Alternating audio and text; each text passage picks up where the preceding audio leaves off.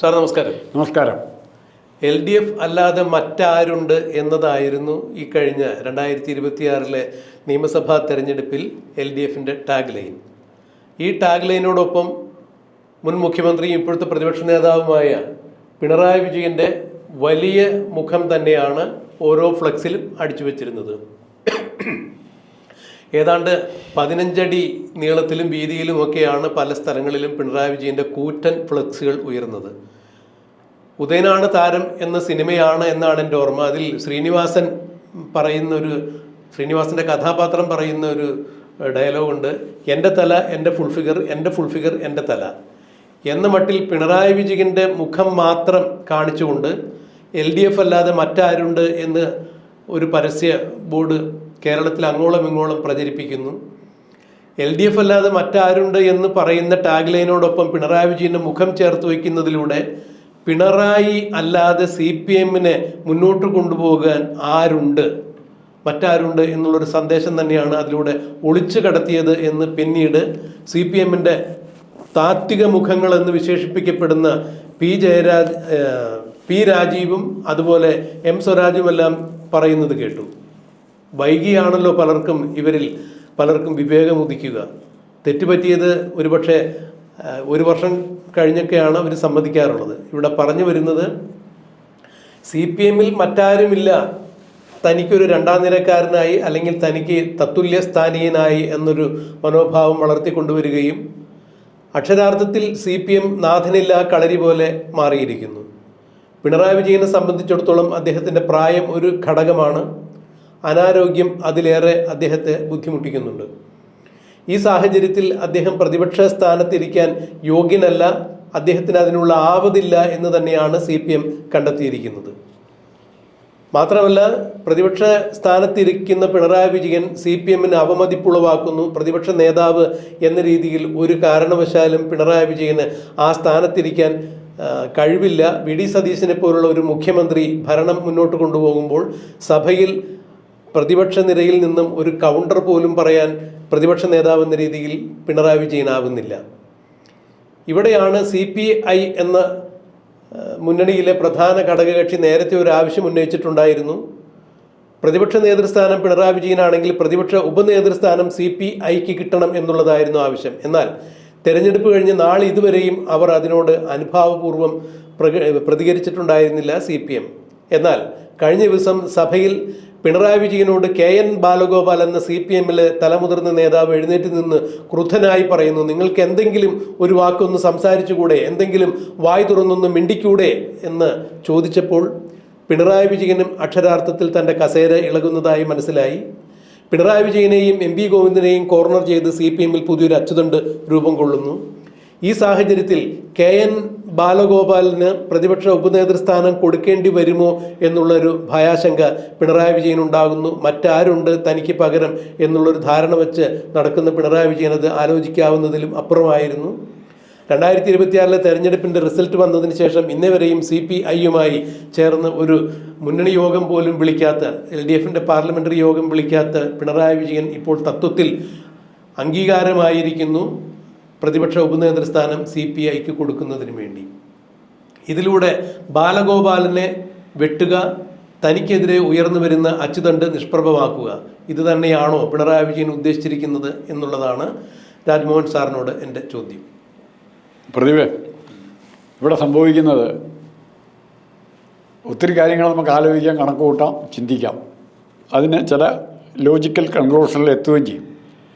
ഇന്ന രീതിയിലേ കാര്യങ്ങൾ പോവുള്ളൂ, ഇന്ന രീതിയിൽ അവസാനിക്കുള്ളൂ എന്ന് നമ്മൾ ചില വസ്തുതകളുടെ അടിസ്ഥാനത്തിൽ പറയുമ്പോൾ സ്വാഭാവികമായിട്ട് ആ വസ്തുതകൾ അതുപോലെ ഓപ്പറേറ്റ് ചെയ്താൽ നമ്മൾ പറഞ്ഞ കാര്യങ്ങൾ ശരിയാവും. ഇവിടെ ഒരു തടസ്സം നിൽക്കാൻ പോകുന്നത്, നമ്മൾ കാണാത്തൊരു തടസ്സം പിണറായി വിജയൻ കണ്ടിട്ടുണ്ടാവും.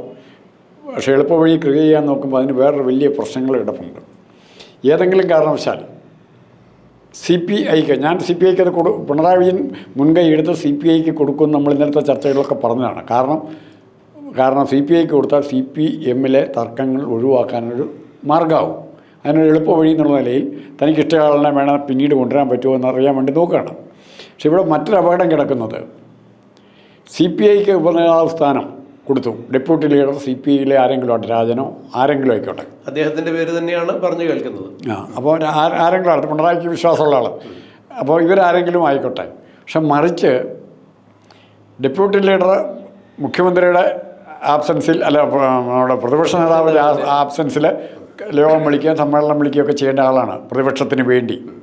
ഇപ്പോൾ എനിക്കുള്ള സംശയം, നാളെ ഏതെങ്കിലും കാരണവശാൽ മനുഷ്യൻ്റെ കാര്യമാണ്, പിണറായി വിജയൻ അസുഖമായി, പിണറായി വിജയൻ 5-6 മാസത്തേക്ക് അല്ല 6-7 മാസത്തേക്ക് നിയമസഭയിലോ അല്ലെങ്കിൽ അതുപോലത്തെ പരിപാടിയിൽ പങ്കെടുക്കാൻ പറ്റാത്ത ട്രീറ്റ്മെൻറ്റിന് വേണ്ടി വിദേശത്തെവിടെ ഇങ്ങനെ പോകേണ്ടി വരുന്നു. അപ്പോൾ സ്വാഭാവികമായിട്ടും ഇവിടുത്തെ ചാർജ് ആർക്കായിരിക്കും? പ്രതിപക്ഷ ഉപനേതൃസ്ഥാനം വഹിക്കുന്നതിന് കൊടുക്കും.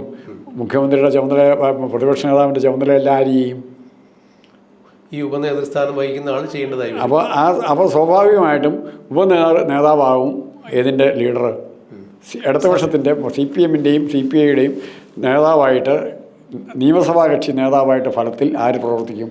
ഈ ഉപനേതാവ് വരും.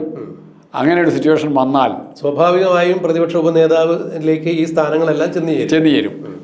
അങ്ങനെ വരുന്നതിന് CPMലെ ബാക്കി MLAമാർ ഇപ്പോൾ ഇഷ്ടപ്പെടുമോ, അംഗീകരിക്കുമോ? അവരെ ഈ CPMൽ പിണറായി വിജയനെ എതിർക്കുന്ന MLAമാർക്കിട്ടൊരു പണി കൊടുത്തതാണ്. അല്ല, തീർച്ചയായും ഇവിടെ ഈ സാറ് പറഞ്ഞ ഇത്തരത്തെ ഒരു പ്രതിസന്ധി അവിടെ ഉണ്ടാകുമെന്ന് മറ്റാരേക്കാൾ നന്നായിട്ട് പിണറായി വിജയൻ അറിയാം. എന്നാൽ CPI ഇത്തരം ഒരു സ്ഥാനം ഉന്നയിച്ചു, പ്രതിപക്ഷ ഉപനേതൃസ്ഥാനം ഇന്നുവരെ CPI ഉന്നയിച്ചിട്ടില്ല എന്നുള്ളതാണ് മനസ്സിലാക്കാൻ കഴിയുന്നത്. പക്ഷേ ഓടുന്ന പട്ടിക്ക് ഒരു മുഴം മുൻപേ കണ്ടെറിഞ്ഞുകൊണ്ട് പിണറായി വിജയൻ എന്ന രാഷ്ട്രീയ ചാണക്യ തന്ത്രജ്ഞൻ CPIനെ കൊണ്ട് ഇത്തരം ഒരു ആവശ്യം ഉന്നയിപ്പിക്കുകയായിരുന്നില്ലേ എന്നുള്ളതാണ് സാധ്യത വളരെ കൂടുതലാണ്. അതിന് സാധ്യത വളരെ കൂടുതലാണ്. കാരണം CPI അങ്ങോട്ട് സ്ട്രോങ് ആയിട്ട് ഉന്നയിക്കുമ്പം ഉറപ്പായിട്ടും CPMലുള്ള എതിർപ്പങ്ങ് മാറിക്കെട്ടി CPIക്ക് കൊടുക്കുക. എത്ര കാലത്തേക്ക് ഒരു ഒത്തീർപ്പാകട്ടെ, ആപ്പാട് എത്ര MLAമാരേ ഉള്ളൂ, 10-35 MLAമാരേ ഉള്ളൂ, ഇവരെന്തിനാണ് വഴക്കുണ്ടാക്കാൻ പോകുന്നത്? അങ്ങനെ തീർക്കുക, ഒരു യോജിച്ച മുന്നണിയായിട്ട് പോവുക. അല്ല, മാത്രമല്ല CPI അവിടെ മറ്റൊരു കാര്യം കൂടി ഉന്നയിക്കണ്ടേ, അത് പ്രതിപക്ഷ ഉപനേതൃസ്ഥാനം രമ്യമായ രീതിയിൽ ഞങ്ങൾക്ക് തരികയും ചർച്ച ചെയ്ത് പരിഹരിക്കുകയും ചെയ്തില്ല എന്നുണ്ടെങ്കിൽ നിയമസഭയിൽ പ്രത്യേക ബ്ലോക്കായിരിക്കും എന്ന് CPI ഒരു മുന്നറിയിപ്പ് കൊടുത്തിട്ടുണ്ട്. അങ്ങനെ വന്നു കഴിഞ്ഞിട്ടുണ്ടെങ്കിൽ ഇപ്പോൾ തന്നെ 35 അംഗബലം മാത്രമാണ് ഇടതുപക്ഷത്തിനുള്ളത്. അതിൽ നിന്നും CPI കൂടി വിട്ടുനിന്ന് കഴിഞ്ഞാൽ CPMന്റെ നില പിന്നെയും പരിങ്ങലിലാവും. അപ്പോൾ ആ ഒരു അവസ്ഥയിലേക്ക് കാര്യങ്ങൾ ചെന്നെത്താതിരിക്കുന്നതിന് വേണ്ടി ഇടതുപക്ഷ ജനാധിപത്യ മുന്നണി അത് തീർച്ചയായും തീരുമാനമെടുക്കും. LDF കൺവീനർ അന്ന് തെരഞ്ഞെടുപ്പ് യോഗത്തിന് ശേഷം പോയിട്ട് പിന്നെ കണ്ടിട്ടില്ല. തെരഞ്ഞെടുപ്പ് പ്രഖ്യാപനത്തിന് ശേഷം പോയിട്ട് അസുഖമാണെന്നാണ് പറയുന്നത്. TP രാമകൃഷ്ണൻ പിന്നീട് കണ്ടിട്ടില്ല, എവിടെ പോയി എന്നുള്ള വിവരം അറിയില്ല, അദ്ദേഹം ചികിത്സയിലാണെന്ന് പറയുന്നു. അപ്പോൾ ഇത്രത്തോളം പ്രതിസന്ധി രൂക്ഷമായിരിക്കുന്ന ഈ ഘട്ടത്തിൽ പിണറായി വിജയൻ തനിക്കെതിരെ ഉരുത്തിരിയുന്നു എന്ന് മനസ്സിലാക്കുന്ന ഈ അച്യുതണ്ട്, പിണറായി വിജയൻ എന്ന രാഷ്ട്രീയ തന്ത്രജ്ഞന് അത്രത്തോളം വലിയൊരു ഗുണമുണ്ട്. അതായത് തനിക്കെതിരെ എവിടെ നിന്നെങ്കിലും ഒരു ശത്രു അല്ലെങ്കിൽ ഒരു ആയുധം തനിക്കെതിരെ വരുന്നു എന്ന് മണത്തറിയാനുള്ള കഴിവ് പിണറായി വിജയൻ എന്ന രാഷ്ട്രീയ തന്ത്രജ്ഞനുണ്ട്. അതുകൊണ്ട് തന്നെ ഇപ്പോൾ CPMൽ കണ്ണൂരിലുള്ള ജയരാജത്രയങ്ങളും PK ശ്രീമതി KK ശൈലജ പോലുള്ള നേതാക്കന്മാരും തോമസ് ഐസക്ക് പോലുള്ള പഴയ നേതാക്കന്മാരും MA ബേബി പോലുള്ള ദേശീയ സെക്രട്ടറി ഉൾപ്പെടെ CPMലെ താത്വിക മുഖം, യുവമുഖങ്ങൾ എന്നൊക്കെ പറയുന്ന P രാജീവും M സ്വരാജും അടങ്ങുന്ന ഒരു വലിയ ശൃംഖല തന്നെ പിണറായി വിജയന്റെ അപ്രമാദിത്വത്തിനെതിരെ ചോദ്യം ചെയ്തുകൊണ്ട് CPMൽ ഒരു അച്ചുതണ്ടായി രൂപം കൊള്ളുമ്പോൾ തീർച്ചയായും ഇന്നല്ലെങ്കിൽ നാളെ പിണറായി വിജയന് ഒരു പടിയിറക്കം വേണ്ടിവരും. കാരണം പിണറായി വിജയന് പാർട്ടിയിലോ ഭരണത്തിലോ അല്ലെങ്കിൽ പാർട്ടിയുടെ ഭരണ കാര്യങ്ങളിലോ ഉള്ള പഴയ തലയെടുപ്പും എന്താ പറയുക, അദ്ദേഹത്തിൻ്റെ സാമർഥ്യമൊന്നും വിലപ്പോകുന്നില്ല. അദ്ദേഹത്തിൻ്റെ അധികാരങ്ങളെല്ലാം കൊഴിഞ്ഞു തുടങ്ങിയിരിക്കുന്നു. ഒരു സടകൊഴിഞ്ഞ അല്ലെങ്കിൽ പല്ലുകൊഴിഞ്ഞ സിംഹത്തിന് സമാനമായി പിണറായി വിജയൻ CPM എന്ന പാർട്ടിയിൽ മാറുമ്പോൾ തീർച്ചയായും അദ്ദേഹത്തിന് മറ്റുള്ളവരുടെ സമ്മർദ്ദങ്ങൾക്ക് വഴങ്ങി മാറി നിൽക്കേണ്ടതായി വരാം. അങ്ങനെ മാറി നിൽക്കേണ്ടി വരികയാണെങ്കിൽ പ്രതിപക്ഷ ഉപനേതൃസ്ഥാനം CPIയെ ഏൽപ്പിച്ചു കൊടുക്കുന്ന പക്ഷം CPMൽ തൻ്റെ അപ്രമാദിത്യം ഒരു പരിധിവരെ സംരക്ഷിക്കാൻ സാധിക്കും എന്ന് അവസാന നിമിഷത്തിലും പിണറായി വിജയൻ മനസ്സിലാക്കുന്നു എന്ന് വേണ്ടേ ഇതിൽ നിന്നും ധരിക്കാൻ. മുങ്ങിച്ചാകാൻ പോകുന്നവനെ സംബന്ധിച്ചിടത്തോളം ഒരു കച്ചിത്തുരുമ്പ് കിട്ടുന്നത് പോലെ തന്നെ ഇപ്പോൾ തനിക്ക് പ്രതിരോധിച്ച് നിൽക്കാൻ വേണ്ടി പ്രതിപക്ഷ ഉപനേതൃസ്ഥാനം CPIക്ക് കൊടുക്കുന്നത് വഴി CPMന്റെ കൊമ്പൊടിക്കാൻ ഇതുവഴി സാധിക്കും എന്ന് പിണറായി വിജയൻ വിചാരിക്കുന്നുണ്ടോ? അതോ താൻ ചികിത്സ മൂലമോ മറ്റെവിടെയെങ്കിലും ഏതെങ്കിലും കാരണവശാൽ മാറി നിൽക്കേണ്ടി വരികയാണെങ്കിൽ സഭയുടെ ഉത്തരവാദിത്തം പ്രതിപക്ഷ ഉപനേതൃസ്ഥാനം വഹിക്കുന്ന ആൾക്ക് കൊടുക്കാം. അങ്ങനെയെങ്കിൽ CPMൽ നിന്നുള്ള ആളുകളെ മാറ്റി നിർത്താം. CPMൽ നിന്നുള്ള ആളുകൾക്ക് കൊടുക്കണമെങ്കിൽ ഇപ്പോൾ തലമുതിർന്ന നേതാവ് പിണറായി വിജയന് ശേഷം ബാലഗോപാൽ തന്നെയാണ്. അങ്ങനെ ബാലഗോപാലിലേക്ക് ഈ സ്ഥാനം എത്താതിരിക്കുന്നതിന് വേണ്ടി തന്നെ സഭയിൽ മുണ്ടുരിഞ്ഞ് ചോദ്യം ചെയ്ത് ചെയ്ത ബാലഗോപാലിന് സ്ഥാനം ഒരു കാരണവശാലും കൊടുക്കാൻ പിണറായി വിജയൻ ആഗ്രഹിക്കുന്നില്ല. അതിൻ്റെ ഒരു താളം ചവിട്ടലാണോ അല്ലെങ്കിൽ തന്ത്രജ്ഞതയാണോ ഇപ്പോൾ CPIക്ക് ഈ സ്ഥാനം കൊടുക്കാമെന്ന് പിണറായി വിജയൻ പറയുന്നത്? ഇത്രയും നാളും ഇല്ലാത്തൊരു ധാരണ ഇപ്പോൾ എങ്ങനെ വന്നു? അല്ല, ഇപ്പോൾ ഉദാഹരണത്തിന് നമ്മൾ ഈ രണ്ട് മുന്നണികളും പരസ്പരം വിരുദ്ധമാണെങ്കിൽ പോലും ചില സാഹചര്യങ്ങൾ ഇവരെ ഒരുപോലെ പ്രവർത്തിക്കാൻ പ്രേരിപ്പിക്കുന്നുണ്ട്. VD സതീശന് മുഖ്യമന്ത്രിയാകാൻ കോൺഗ്രസിൻ്റെ നിയമസഭാ കക്ഷിയിൽ ഭൂരിപക്ഷമില്ലാതെ വന്ന അവസ്ഥയിൽ മുസ്ലിം ലീഗാണ് വളരെ സ്ട്രോങ് ആയിട്ട് VD സതീശൻ തന്നെ മുഖ്യമന്ത്രിയാണെന്നുള്ള നിലപാടെടുത്തത്. അതുകൊണ്ട് തന്നെയാണ് മിക്കവാറും വലിയ തടസ്സങ്ങൾ കൂടാതെ VD സതീശന് മുഖ്യമന്ത്രിയാകാൻ പറ്റുകയും ചെയ്തത്. ഇനി ഇടതുപക്ഷ മുന്നണി എന്നുള്ള കെയർ ഓഫിലായിരിക്കും പിണറായി വിജയൻ കളിക്കാൻ പോകുന്നത്. CPM എന്നുള്ള പേരായിരിക്കില്ല പറയുന്നത്. ഇടതുപക്ഷ മുന്നണിക്ക് ഇമ്പോർട്ടൻസ് കൊടുത്തുള്ള പരിപാടികളായിരിക്കും ആസൂത്രണം ചെയ്യാൻ പോകുന്നത്. അവിടെ ഒപ്പം ആര് കാണും? CPI ഉണ്ടാവും. CPI കൂടെ കാണും. CPI പറഞ്ഞുകൊണ്ടായിരിക്കും ഇപ്പോൾ CPIക്കാരൻ പറയും പിണറായി വിട്ടിട്ടൊരു കളിയില്ലെന്ന് പറയും. അഥവാ CPIയെ ചേർത്ത് നിർത്തുന്നതിന് വേണ്ടിയാണ് മുസ്ലിം ലീഗിനെ എങ്ങനെ സതീശൻ ഉപയോഗിച്ചു, അല്ലെങ്കിൽ മുസ്ലിം ലീഗ് സതീശനെ എങ്ങനെ ഉപയോഗിച്ചോ അതേ ടാക്ടിക്സ് ഇവിടെ ഒന്നുകൂടെ ഫൈറ്റ് ചെയ്യണം. അത് ജയിക്കോ തോക്കൊന്നും പറയാറായിട്ടില്ല. കാരണം അത്ര ദുർബലമാണ് ഇവരുടെ അണികൾ. LDF വളരെ ദുർബലമാണ്. LDF ദുർബലം മാത്രമല്ല, LDF ഒറ്റപ്പെട്ടാൽ പോലും, ഒറ്റയ്ക്കായിരുന്നെങ്കിൽ പോലും ചിലപ്പോൾ എല്ലാ കാലത്തും CBC-കാരെ AVR അങ്ങനെ പ്രഗത്ഭരായ വളരെ പേരെ ഉണ്ടായിരുന്നു. MP രാഘവൻ മാത്രം മതിയായിരുന്നു. ഇപ്പോൾ നിയമസഭയിൽ പണ്ടായിരുന്നു MP രാഘവൻ മാത്രം മതി, ഇത്രയും MLA വേണ്ട CPM-ന്. പക്ഷെ ഇന്നതല്ല സ്ഥിതി. ഇന്ന് ഒന്നും ചുക്കിനും ചുണ്ണാമ്പിനും കൊള്ളാത്ത കുറേ ആൾക്കാരെ പിടിച്ച് MLA-മാരാക്കിയിട്ടുണ്ട്. അതാണ് CPM-ന് ഇന്ന് കാണുന്ന ഈ അവസ്ഥയിലേക്ക് എത്തിച്ചതിന് പിണറായി വിജയന് വലിയൊരു പങ്കുണ്ട്. 3.0 ആവർത്തിച്ച് വീണ്ടും താൻ ഭരണത്തിൽ വരികയാണെങ്കിൽ താൻ പറയുന്നത് കേൾക്കാനും തനിക്ക് റാൻമൂളികളായി നിൽക്കുന്ന ആളുകൾ മാത്രം മതി എന്നാണ് ഈ കഴിഞ്ഞ CPM-ന്റെ സ്ഥാനാർത്ഥി നിർണയത്തിൽ നമ്മൾ കണ്ടത്. അതുകൊണ്ട് തന്നെ ആരൊക്കെ വേണം വേണ്ട എന്നുള്ളത് ജനം തീരുമാനിച്ചു. ഇപ്പോൾ അക്കാര്യങ്ങൾ തീരുമാനമായതോടെ പിണറായി വിജയൻ പണ്ടേ ഗർഭിണി പോരെങ്കിൽ, പണ്ടേ ദുർബല പോരെങ്കിൽ ഗർഭിണി എന്ന് പറഞ്ഞ അവസ്ഥയിലേക്ക് മാറി. CPM ദയനീയമായ പരാജയം ഏറ്റുവാങ്ങി അവിടെ വന്ന സഭയിലേക്ക് എത്തിയ ആളുകളാവട്ടെ പിണറായി വിജയൻ്റെ ഒരു കാരണവശാലും അംഗീകരിക്കുന്നില്ല എന്ന് മാത്രമല്ല നേരിട്ട് എതിർക്കുന്നു സഭയിൽ. അത് സഭയുടെ ചരിത്രത്തിൽ തന്നെ ആദ്യമാണ് എന്ന് തിരുവഞ്ചൂർ രാധാകൃഷ്ണൻ ഉൾപ്പെടെയുള്ള ആളുകൾ സ്പീക്കർ അടക്കം ചൂണ്ടിക്കാണിക്കുമ്പോൾ പിണറായി വിജയൻ്റെ നിലനിൽപ്പിനുള്ള ഒരു പോരാട്ടം തന്നെയല്ലേ ഇവിടെ നമ്മൾ കാണേണ്ടത്. പിണറായി വിജയൻ്റെ നിലനിൽപ്പിനുള്ള പോരാട്ടം തന്നെയൊന്നും മാത്രമല്ല നടക്കുന്നത്. പിണറായി വിജയൻ അങ്ങനെ ഇനി നിലനിൽപ്പിൻ്റെ ആവശ്യമില്ല. പിണറായി വിജയന് നിലനിൽപ്പിൻ്റെ ആവശ്യമില്ല, വ്യക്തിപരമായിട്ട് ആവശ്യമില്ല. പ്രായം, രാഷ്ട്രീയ പാരമ്പര്യം ഇതെല്ലാം ഇനി പോകുന്നില്ലെങ്കിലും കുഴപ്പമില്ല. വല്ല യോഗി ആദിത്യനാഥിൻ്റെ കൂടെ അവിടെ ശബരിമലയിലോ എവിടെയെങ്കിലും സന്യസിക്കാൻ പോയാലും കുഴപ്പമില്ല, അല്ലെങ്കിൽ കമ്മ്യൂണിസ്റ്റ് പാർട്ടിയുടെ ഏതെങ്കിലും സ്കൂളിൽ ചേർന്ന് വൃത്തസ്ഥാനത്തിൽ ചേർന്ന് നിന്നാലും കുഴപ്പമില്ല. പക്ഷെ മറിച്ച് പിണറായി വിജയൻ്റെ താല്പര്യങ്ങളുണ്ട് ഇവിടെ. അത് റിയാസിലൂടെയുള്ള താല്പര്യം, വീണ വിജയനോടുള്ള താല്പര്യം, വിവേക് വിജയനിൽ കൂടെയുള്ള താല്പര്യം.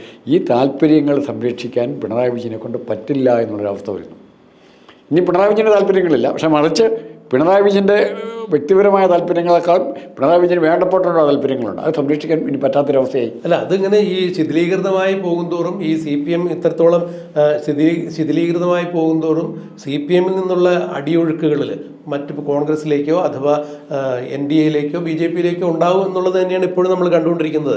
അപ്പോൾ പിണറായി വിജയൻ ഇനിയും പ്രതിപക്ഷ നേതൃ സ്ഥാനത്ത് തുടരുന്നത് CPM-ന്റെ അപജയത്തിനും വലിയ കൊഴിഞ്ഞുപോക്കിനും കാരണമാകുമെന്ന് തിരിച്ചറിഞ്ഞതുകൊണ്ട് തന്നെയാണ് അവരിപ്പോൾ കതിരിൽ വളം വയ്ക്കുന്ന രീതിയിൽ MA ബേബി അടക്കമുള്ള ആളുകൾ ഇത്തരം ഒരു അച്ചുതണ്ടിന് രൂപം കൊടുത്തിരിക്കുന്നത് എന്ന് പറയപ്പെടുന്നു. ഇല്ലെങ്കിൽ CPM എന്ന പ്രസ്ഥാനം ബംഗാളിലേതുപോലെ ത്രിപുരയിലേതുപോലെ കേരളത്തിലും നാമാവശേഷമാകും എന്നുള്ളതാണ് പറഞ്ഞു കേൾക്കുന്നത്. അപ്പോൾ അതിന് എതിരെ പ്രതിരോധിക്കുക എന്നുള്ളതിൻ്റെ ആദ്യപടിയായി തന്നെയാണ് ഇപ്പോൾ സഭയിൽ തന്നെ പിണറായി വിജയനെതിരെ പ്രതിരോധം തീർത്തുകൊണ്ട് KN ബാലഗോപാൽ രംഗത്ത് വരുന്നു. ഇത് തിരിച്ചറിഞ്ഞ പിണറായി വിജയൻ ഇത്രയും കാലം CPIക്ക് പ്രതിപക്ഷ ഉപനേതൃസ്ഥാനം കൊടുക്കാതിരുന്ന, ഒരു ചർച്ച പോലും ചെയ്യാതിരുന്ന പിണറായി വിജയൻ ഇപ്പോൾ CPIക്ക് പ്രതിപക്ഷ ഉപനേതൃസ്ഥാനം കൊടുക്കാം എന്നുള്ള തത്വത്തിൽ ധാരണയാവുന്നതിൻ്റെ പുറകിൽ തനിക്കെതിരെ നീങ്ങുന്ന ഈ അച്ചുതണ്ടിനെ പ്രതിരോധിക്കാൻ തന്നെയാണ് എന്നുള്ളതാണ് രാഷ്ട്രീയ നിരീക്ഷകർ ചൂണ്ടിക്കാണിക്കുന്നത്. അങ്ങനെയെങ്കിൽ പിണറായി വിജയൻ ഇത്രത്തോളം വീണിട്ടും പാഠം പഠിക്കാൻ ഉൾക്കൊള്ളുന്നില്ല, അല്ലെങ്കിൽ പാഠം പഠിക്കാൻ തുനിയുന്നില്ല. എനിക്ക് ശേഷം പ്രളയം എന്ന രീതിയിലാണ് പിണറായി വിജയൻ്റെ പോക്ക് എന്ന് വേണ്ടേ മനസ്സിലാക്കാൻ? എനിക്ക് ശേഷം പ്രളയമല്ല, എനിക്ക് ശേഷം കഴിഞ്ഞു. പ്രളയത്തിൻ്റെ കാലമാണ്. വയനാട് തന്നെ മേപ്പാടി കുട്ടിഘോഷിക്കപ്പെട്ട മേപ്പാടി പാലം പാലം തുരങ്കപാത ഇടിഞ്ഞു വീണ് എത്ര പേര് മരിച്ചെന്ന് പോലും അറിയാൻ മേലാത്ത സ്ഥിതിയിലാണ് നിൽക്കുന്നത്. ഒരു കണക്കിൽ പിണറായി വിജയൻ ഭാഗ്യവാനാണ്. അദ്ദേഹം അധികാരത്തിലിരുന്നെങ്കിൽ ഈ മനുഷ്യരുടെ കൂട്ടക്കുരുതിയിൽ ഉത്തരം പറയാൻ മരുമകനും അമ്മായിയച്ഛനും ഇപ്പോഴും ബാധ്യസ്ഥരാണുള്ള. കാരണം ഇവർ അധികാരത്തിലിരിക്കുമ്പോൾ ആലോചിച്ച് നടത്തിയ ഇവരുടെ അഭിമാന പ്രശ്നമായ അഭിമാന പദ്ധതിയായി കൊട്ടിഘോഷിച്ച ഒരു പദ്ധതി നമ്മൾ ഓർക്കുന്നുണ്ട്. തുരങ്കമുഖത്ത് പിണറായി വിജയൻ ഉദ്ഘാടനത്തിന് വേണ്ടി ചെന്നതും പ്രത്യേക സജ്ജീകരണങ്ങളോടുകൂടി അവിടെ പോലീസിന്റെ സുരക്ഷാ പ്രവർത്തകരുടെയൊക്കെ സാന്നിധ്യത്തിൽ ഉദ്ഘാടനം നിർവഹിക്കുന്നതൊക്കെ നമ്മൾ കണ്ടതാണ്. അപ്പോൾ അങ്ങനെയാണെന്നുണ്ടെങ്കിൽ ഇത്രത്തോളം അശാസ്ത്രീയമായ രീതിയിൽ ഇത് തകർന്നു വീണിട്ടുണ്ടെങ്കിൽ, അവിടെ വലിയ അപകടങ്ങൾ ഉണ്ടായിട്ടുണ്ടെങ്കിൽ അതിന്റെ ധാർമ്മികമായ ഉത്തരവാദിത്വം പിണറായി വിജയൻ ഏറ്റെടുക്കേണ്ടത് തന്നെയല്ലേ? എന്നാൽ ഇപ്പോൾ അധികാരത്തിൽ ഇരുന്നേരത്തിൽ ആലോചിക്കും മുഴുവൻ ഉത്തരം പറയേണ്ടി വരികയില്ല. അതെ.